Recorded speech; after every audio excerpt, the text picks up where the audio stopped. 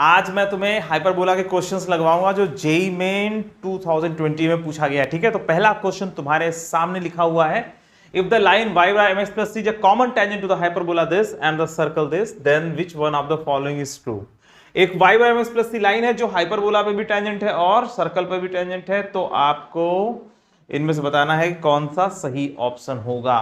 अच्छा एक बात बताओ, तुम लोगों को ये फार्मूला याद है कि हाइपरबोला पे अगर y by m x plus c tangent है तो क्या कंडीशन होती है? हाँ, सी स्क्वायर बराबर a square m square minus b square. अच्छा सर्कल पर टेंजेंट है तो सी स्क्वायर बराबर a square into one plus m square, या सी बराबर plus minus a under one plus m square अगर सेंटर ओरिजिन है सर्कल का तो। ठीक है, तो चलो देखो कैसे सॉल्व होता है।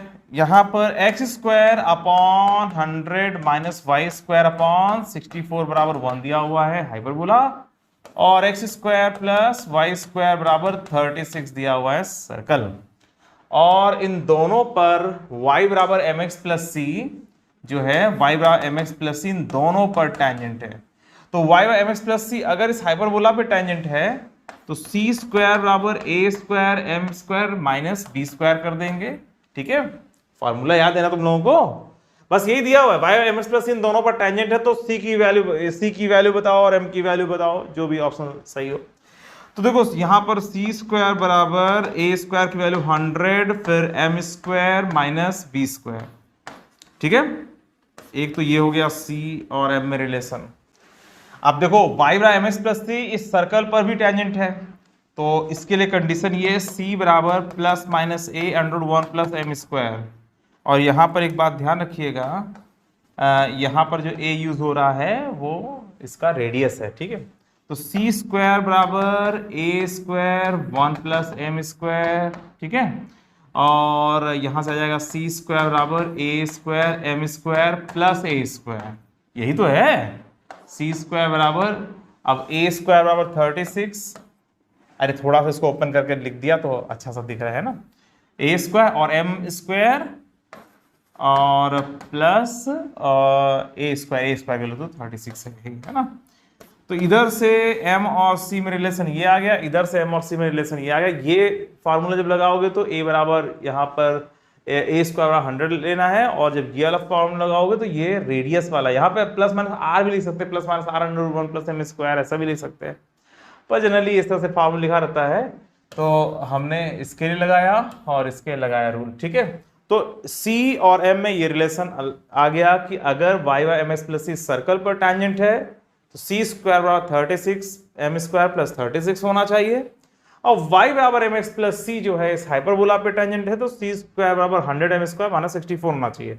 अब सर्कल के लिए और हाइपरबोला दोनों के लिए आपने कंडीशन ऑफ टेंजेंसी लगा लिया। अब बताइए इन दोनों को सॉल्व करके क्या सी स्क्वायर और एम स्क्वायर निकाल सकते हैं? जाहिर सी बात है, बहुत आसानी से निकाल सकते हैं, अब आंसर आने वाला है। तो चलो जल्दी से कर देते हैं। सी स्क्वायर बराबर 100 एम स्क्वायर माइनस 64, और यहाँ पर सी स्क्वायर बराबर 36 एम स्क्वायर प्लस 36, ऊपर वाले में से नीचे वाले को घटा दो तो कितना आएगा 64 m square minus 100, 64 m square बराबर 100 या एम स्क्वायर बराबर 100 अपॉन 64। ठीक है, अब तुम चाहे इसको तुम वहां रख दो, एम स्क्वायर की वैल्यू सी स्क्वायर की वैल्यू मिल जाएगी, तुम चाहे तो यहां रख दो, है ना। और m बराबर आ जा रहा है कितना 10/8, है ना, और m बराबर 10/8, m बराबर 10/8 अगर प्लस में लेते हैं तो, वैसे प्लस माइनस करके आएगा। ठीक है, तो m बराबर प्लस माइनस 5/4 आ रहा है। देखो कोई ऑप्शन है m के लिए, पहले तो यही चेक कर लो। यहाँ पर 4m कहीं है? नहीं है ना, 4m जैसा नहीं है, तो इसका मतलब इन दोनों में से कोई एक सही है। चलो ठीक है, कोई बात नहीं। m स्क्वायर 100/64 आ रहा है। अब चलो जल्दी से इसको उठा करके इसमें रख देते हैं। तो इसको जब उठा के इसमें रखोगे तो सी स्क्वायर बराबर 100 इंटू 100 अपॉन 64 माइनस 64, बस इसको सॉल्व कर लो, आ जाएगा सी स्क्वायर। और यहाँ पर देखो 16, 25 और 25 यह जाएगा 625 माइनस 64 इंटू 4 अपॉन 4, यही है ना, या ये कितना जाएगा 625 माइनस 4 4 जा 16, 1 और 256/4 और ये आ जाएगा 4c² बराबर 369, ठीक है। 625 माइनस 256 ये हो जाएगा 369, ठीक है। हाँ ठीक है, करेक्ट। तो 4c² बराबर 369, तो 4c² बराबर 369 इसका आंसर हो गया। ये 4c² 369, ठीक है। समझ में आ गया बच्चों? तो सिंपल सा क्वेश्चन था, कोई बहुत बड़ी चीज नहीं है इसमें। बस ये दिया हुआ था y by mx plus c, एक हाइपरबोला पे भी टेंजेंट है और एक सर्कल पर भी टेंजेंट है। तो आपको c और m की वैल्यू निकालनी है, जो ऑप्शन सही हो बस वो टिक कर देना है। चलो अब अगला क्वेश्चन सॉल्व करते हैं, ठीक है। देखो अगला क्वेश्चन है हमारा, let P3,3 be a point on the hyperbola. एक हाइपरबोला दिया हुआ, उस पर एक पॉइंट है 3,3, ठीक है। और क्या दिया हुआ है, if the normal to it at P intersects the x axis at 9,0, उस पॉइंट P 3,3 जो पॉइंट है ना, उस पर नॉर्मल खींचा गया और उस नॉर्मल ने x एक्सिस को 9,0 पर काटा, ठीक है। And is its eccentricity, then the ordered pair a², e², फिर a² और e² की वैल्यू जो होगी उसी से ये ऑर्डर्ड पेयर निकल आएगा, ठीक है। तो फिलहाल क्या दिया हुआ है इंफॉर्मेशन में, एक हाइपरबोला है, ठीक है, इस पर एक पॉइंट है 3,3, ठीक है, और यहां पर नॉर्मल किया जा रहा है और ये नॉर्मल 9,0 से पास करे, ठीक है। तो आपको a² e² सब निकालना है, ठीक है। यही इंफॉर्मेशन दी हुई है और इसके बाद हम सब कर लेंगे। देखो सबसे पहला काम क्या करेंगे, हम मान लेंगे वो hyperbola x² minus y² equal to 1, ठीक है। भाई इतना इंफॉर्मेशन दिया हुआ है, सफिशिएंट है, अब इससे ज्यादा क्या देगा वो, है ना। इतने इंफॉर्मेशन हम आसानी से a भी निकाल लेंगे, b भी निकाल लेंगे, इसेंट्रिसिटी निकाल लेंगे, ठीक है। अब देखो 3,3 ऑन दिस हाइपरबोला है, तो जाहिर सी बात है 9/a² minus 9/b² is equal to 1, या हम कह सकते हैं 1/a² minus 1/b² is equal to 1/9, ठीक है। तो a और b में एक ये रिलेशन आ गया, ठीक है। 3,3 पर नॉर्मल खींचना है और 3,3 ऑन द हाइपरबोला है, तो जाहिर सी बात है 3,3 को सेटिस्फाई करेगा, a और b में रिलेशन आ गया। अब यहां पर नॉर्मल खींचा और 9,0 से पास करे, तो नॉर्मल की इक्वेशन क्या होती है, याद है? याद तो होगा ही वैसे तुम लोगों को, a² x/x1 plus b² y/y1 बराबर a² प्लस b² है। हाइपरबोला में प्लस होता है, एलिप्स में माइनस होता है यहाँ पे, है ना। तो ठीक है, 9,0 से पास करना है 3,3 में, पहले तो x1 y1 की जगह 3,3 रख देना है। x1 y1 पर नॉर्मल की जो इक्वेशन होती है a² x/x1 plus b² y/y1 बराबर a² plus b², where x1 y1 is a point on the hyperbola, ठीक है। तो चलो इसको सेटिस्फाई करा देते हैं पहले। तो 3,3 सेटिस्फाई कर दोगे इसमें, तो 3,3 को सेटिस्फाई कराने के बाद हमें क्या मिलेगा, ये मिलेगा, ठीक है। फटाफट सेटिस्फाई करा दिया, ठीक है, हो गया। अब इसे 9,0 से पास करना, तो ठीक है 9,0 सेटिस्फाई करा दो, a² 9/3 और प्लस 0, भाई 9,0 से पास करना, तो x, y बराबर 0 रखना है, ठीक है, बराबर a² प्लस b², सही है। और इसके बाद क्या हो गया, यहाँ पे कट जाएगा, तो ये आ जाएगा 3a² बराबर a² प्लस b², या 2a² बराबर b² आ गया। समझ में आ रही बात?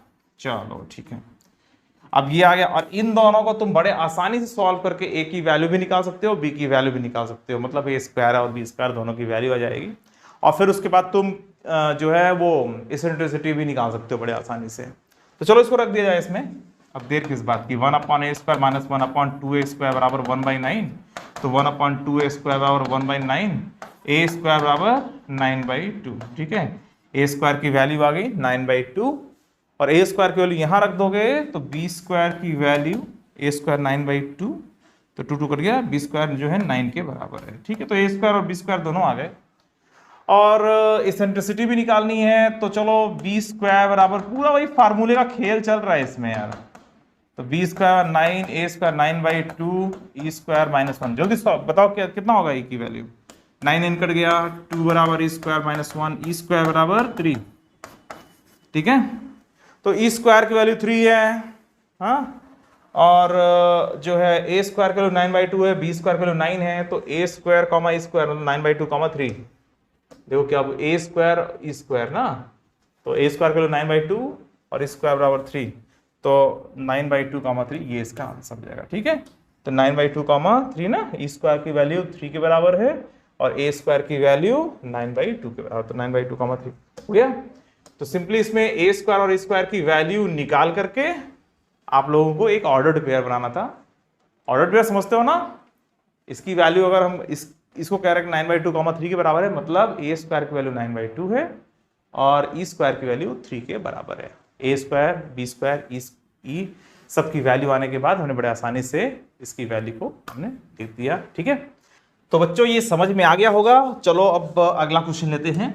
अगला क्वेश्चन हमारा ये है, let E1 and E2 be the eccentricities of the ellipse x² 25 + y² b² बराबर 1 where b less than 5। b less than 5 का मतलब ये हुआ कि ये हॉरिजॉन्टल इलिप्स है। ठीक है, ऐसे वाला इलिप्स है। हाँ, अच्छा, एंड द हाइपरबोला दिस, तो E1 और E2 इन दोनों की इसेंट्रिसिटीज है, मतलब इलिप्स और ये हाइपरबोला के, और सेटिस्फाइंग E1 E2 बराबर 1। तो E1 E2 में रिलेशन भी दिया हुआ है। तो E1 E2 में रिलेशन दिया हुआ है, E1 E2 बराबर 1, और इसका ए स्क्वायर दिया हुआ है 25, इसके लिए ए स्क्वायर दिया हुआ है 16। ठीक है, तो सब इंफॉर्मेशन है। अब इसके बाद तुम्हें बहुत आसानी होगी बी की वैल्यू निकालने में, बी की वैल्यू भी आ जाएगी। ठीक है, if alpha and beta are the distances between the foci of the ellipse and the foci of the hyperbola, ये जो इलिप्स है ना, इसके फोकस के बीच की दूरी अल्फा है और हाइपरबोला में फोकस के बीच की दूरी बीटा है। ठीक है, तो हाइपरबोला में बीटा है। ठीक है, if alpha and beta are the distances between the foci of the ellipse and the foci of the hyperbola respectively in the ordered pair alpha comma beta, तो अल्फा और बीटा की value निकालनी है सीधा सीधा। ठीक है, तो चलो इसको सॉल्व करते हैं। फोकस के बीच की दूरी कितनी है, और सबसे पहली बात तो हमें बी स्क्वायर की वैल्यू पता होनी चाहिए। ठीक है, जब बी स्क्वायर की वैल्यू पता चल जाएगा तो इसके फोकस के बीच की दूरी निकाल लेंगे और इसके फोकस के बीच की दूरी निकाल लेंगे, बस ऑप्शन टिक कर देंगे, क्या होगा अल्फा और बीटा निकालने के बाद। तो देखो कैसे होगा। सबसे पहले तो x² upon 25 plus y² upon b² = 1, इसकी इसेंट्रिसिटी E1 दी हुई है, और दूसरा x² upon 16 minus y² upon b² = 1, इसकी इसेंट्रिसिटी E2 दी हुई है। तो चलो अब E1 E2 की वैल्यू निकाला जाए, और E1 E2 बराबर 1 दिया हुआ है। ठीक है, तो चलो इसमें देखो b² बराबर a² 1 माइनस E1²। ठीक है, b² बराबर a² 1 माइनस E1², फॉर्मूला लगा दिया। और इसमें देखो b² बराबर a² E2² माइनस 1। ठीक है, हमें ये रिलेशन पता है, और यहाँ पर जो है a² की जो वैल्यू है वो उठा के यहाँ पे 16 कर देंगे। ठीक है, चलो b² 16 E2² माइनस 1 और b² 25 1 माइनस E1²। अब देखो यहाँ पर हम एक काम कर सकते हैं, b² बराबर 16 और 1 अपॉन E1² माइनस 1 लिख सकते हैं। अरे भाई E1 E2 बराबर 1 है तो E2 बराबर 1 अपॉन E1 कर लो ना। ठीक है, और यहाँ से आ जाएगा b² बराबर 16 1 माइनस E1² अपॉन E1²। और हमें ये रिलेशन पता है और ये रिलेशन पता है। ठीक है, तो b² की वैल्यू यहाँ से उठा के चलो यहाँ रख दिया जाए, तो क्या बनेगा, इसको चलो उधर रखते हैं, तो b² को मैं उठा के वहां रख रहा हूं। हाँ, तो ये आ जाएगा 25 1 माइनस E1² बराबर 16 1 माइनस E1² और नीचे E1²। ये समझ में आ रहा है। b² की वैल्यू उठा के यहाँ रख दिया, यहाँ से ये दोनों कट गया और इधर से आया E1² बराबर 16 अपॉन 25, तो मतलब E1 की वैल्यू 4/5, और जैसे ही E1 आ गया तुरंत तुम E2 निकाल लोगे, E2 बराबर 5/4। क्यों? क्योंकि E1 E2 का रिलेशन भी दिया हुआ है यार। तो हमारा आ गया E1 बराबर 4/5 और E2 बराबर 5/4। क्लियर है ना? तो E1 और E2 आ गए हमारे। और इसका तो A पता ही है और उसका भी A पता है, a² 25 उसका a² 16 है। b² की वैल्यू और पता लग जाए, तो b² की वैल्यू कैसे पता लगेगी? अरे यहाँ पर E1 रख दो, है ना? तो यहाँ पर जब E1 रखोगे तो b² बराबर 25 1 माइनस E1², तो 16 अपॉन 25। ठीक है, तो इसको सॉल्व करोगे ये कितना जाएगा? 9, है ना? सही है। हाँ, तो b² बराबर 9 भी आ गया, तो b² बराबर 9 भी आ गया। हाँ, E1 E2 आ गया, सबका ए पता ही है, तो अब बचा क्या, कुछ नहीं बचा। तो देखो 25, तो ये जो इलिप्स है x square upon 25 y square upon b square, तो इसको ऐसे कर देता हूँ। तो ये जो इलिप्स है ना हमारा, x स्क्वायर अपॉन 25 और प्लस वाई स्क्वायर अपॉन 9 बराबर 1 है, ठीक है। और 4/5 इसकी सेंट्रिसिटी है, और हमारा जो हाइपरबोला है x square upon 16 minus y square upon 9 बराबर 1, ये हमारा हाइपरबोला है, ठीक है। और इसकी सेंट्रिसिटी E1 बराबर 4/5 और इसकी सेंट्रिसिटी क्या आई थी 5/4, ठीक है। बस अब इन दोनों में जो है तुम लोगों को फोकस के बीच की दूरी निकालनी है। तो इसमें फोकस के बीच की दूरी क्या होगी, अल्फा बराबर 2AE1 मतलब 2 इंटू 5 इंटू ए की वैल्यू 5 है ना, और E1 की वैल्यू कितनी है 4/5, और ये कितना जाएगा 8, तो अल्फा बराबर 8। अच्छा इधर देखो बीटा बराबर, इसमें भी 2AE ही होता है, तो 2AE2 हो जाएगा ना। ए की वैल्यू कितनी है 4 और यहाँ पे 5/4, E2 की वैल्यू 5/4 आई थी ना, और यहाँ पे कितना जाएगा 10, ठीक है।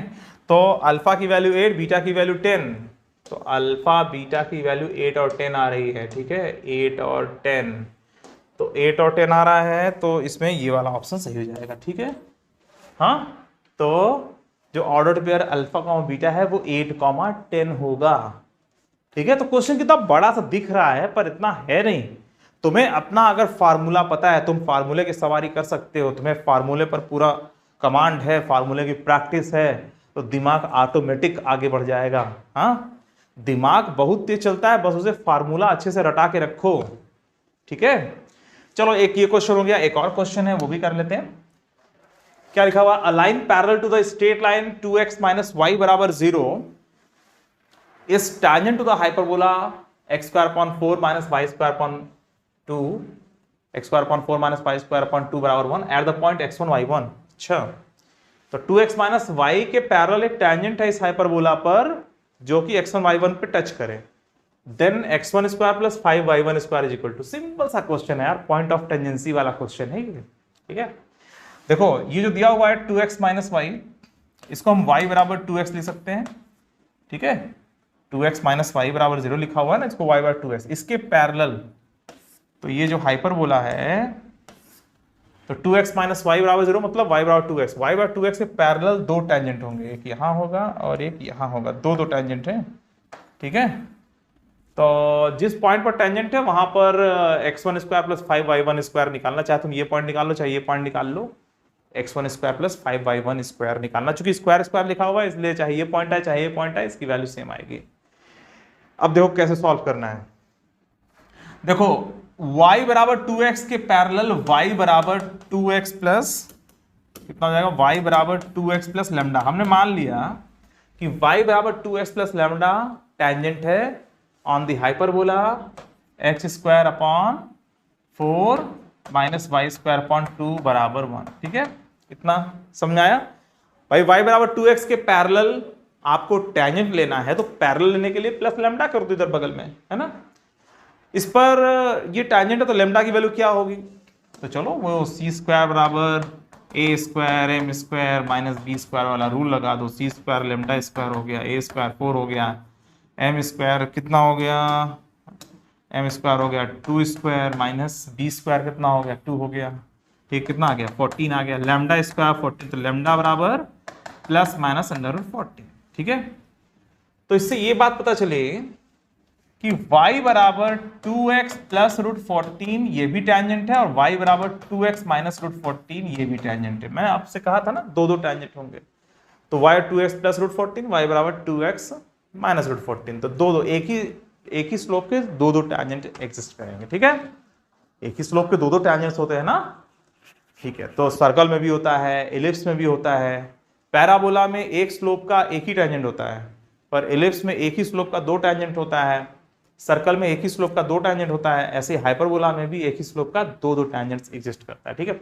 तो फिलहाल ये दोनों टैंजेंट है, चलो मैं इसको ले लेता हूं, y बराबर 2x प्लस 14 अपने एनालिसिस के लिए, तो y और 2x प्लस रूट 14 ये मान लीजिए टैंजेंट है, ठीक है। तो ये y बराबर 2x प्लस रूट 14 टैंजेंट यहां पर, ठीक है। तो ये जो पॉइंट है x1 y1 इसको निकालना है। तुम चाहे तो इधर से सॉल्व कर लेते हैं तो भी वही आएगा, इससे इधर से करो, क्योंकि x1 square plus y1 square करना है ना। तो हमने मान लिया y बराबर 2x प्लस रूट 14 यहाँ पर टैंजेंट है। अब अगर ये टैंजेंट है तो किस पॉइंट पर टैंजेंट है, तो इस पर टैंजेंट इक्वेशन क्या होती है x1 y1 के फॉर्म में, x x1 upon 4 minus y y1 upon 2 बराबर 1, और ये भी टैंजेंट है, ये भी टैंजेंट है, और इसको कैसे ले सकते हो 2x माइनस वाई बराबर माइनस रूट 14, ऐसे ले सकते हो ना कंपेयर करने के लिए। अगर ये लाइन x1 y1 पे टैंजेंट है तो x1 y1 पे टैंजेंट को हम ऐसे भी लिख सकते हैं, x1 y1 पे टैंजेंट ऐसे लिख सकते हैं, और ये लाइन x1 y1 पे टैंजेंट ये भी है भाई, इसी टैंजेंट का तो पॉइंट ऑफ कांटेक्ट है ना। तो x1 y1 पर ये टैंजेंट है और x1 y1 पे टैंजेंट ऐसे भी लिखा जा सकता है, तो ये दोनों को कंपेयर किया जा सकता है, ठीक है। x1 y1 पर ये टैंजेंट दिया हुआ है और x1 y1 पे टैंजेंट ऐसे लिख सकते हैं, तो इन दोनों को कंपेयर करके हम x1 y1 निकाल लेंगे, ठीक है। तो इन दोनों को चलो कंपेयर कर लेते हैं, x1 upon 8, x1 upon 4 upon 2 मतलब x1 अपॉन 8 बराबर minus y1 upon 2 upon minus 1, ठीक है, बराबर 1 अपॉन माइनस रूट 14। तो यहाँ पर x1 की वैल्यू आ गई माइनस 8 अपॉन रूट 14 और y1 की वैल्यू आ गई 2 अपॉन रूट 14, ठीक है, माइनस 2 अपॉन रूट 14। देखो सही है, हाँ, तो माइनस 8 अपॉन रूट 14 और माइनस 2 अपॉन रूट 14, ठीक है। तो यहाँ पर जो हम लोग मान रहे हैं ना y बराबर 2x प्लस रूट 14, ये वास्तव में यहाँ पर है, तो इसको चलो ये इसको उठा के यहाँ रखो, ठीक है, ये है, इसको ऐसे कर दे रहा हूँ, हाँ। तो y बराबर 2x प्लस रूट 14 है ना, तो ये ऊपर चला जाएगा ना, ठीक है। तो ये वाला पॉइंट आ गया, कौन सा, ठीक है, हाँ। तो ये जो पॉइंट है ये आ गया पॉइंट, वो पॉइंट कितना आ गया देखो, माइनस 8 बाई रूट 14 और माइनस 2 बाई रूट 14, तो माइनस 8 बाई रूट 14 और माइनस 2 बाई रूट 14, ठीक है। आप डायग्राम अगर थोड़ा सा मिस्टेक करोगे तो मगर कैलकुलेशन सही है तो कैलकुलेशन में गलती थोड़ी ना होगी, ठीक है।